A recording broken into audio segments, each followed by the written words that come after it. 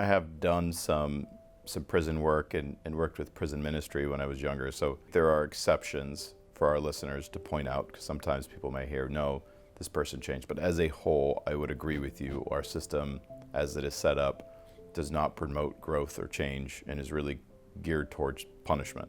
The bigger issue for me is when we perpetuate punishment, it continues to move it forward. So, although in context I think I can infer what your decision is around this particular topic, and I appreciate just your authenticity and realness around it, in no way trying to persuade one way or the other with any of it, one of the issues with becoming the punisher is that it perpetuates the cycle. Okay, so what do I mean?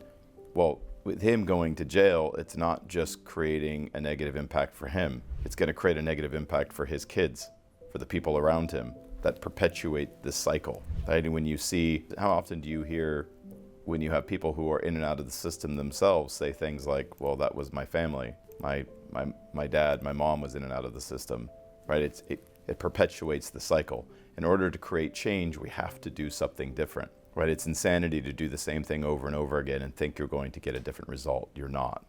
And so it takes a much bigger person to forgive and to let go. That does not mean that people get off scot-free. The world has a way of creating karma, which sometimes gets caught into a religious concept and is not intended to. Karma is simply a universal law of homeostasis. The universe, the dimension that we live in, the first three dimensions we live in, is constantly seeking homeostasis or balance. Everything. It seems to be a universal law of this world. Karma is simply the balancing of energy. It's the balancing or the bringing back to homeostasis. So if somebody gets way over here, there will be a rebalancing of that energy that usually comes with a counterbalance to this side, which brings homeostasis.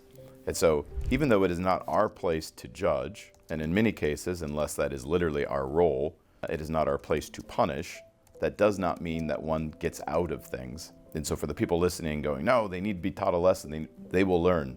But sometimes the lesson is in compassion and empathy. And how many times have I heard stories of somebody's life changed because they looked into the eyes of someone who genuinely loved them and showed them empathy and compassion.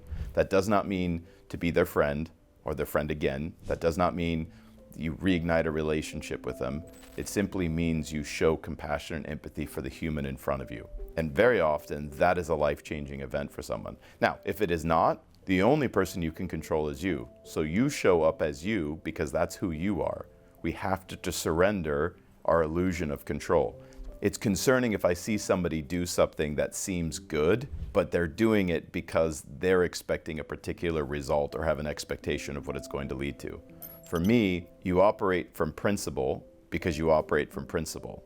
That's it. You release your story of what you think it should be, and you simply do what you value, knowing full well, like when I was younger, I was always very concerned. I'd walk down the street and people would ask for money because I wanted to give everybody money. Like, if I can help, I'd love to help. And so what I learned to do was to trust my inner voice. And if my inner voice said, help this person, I do.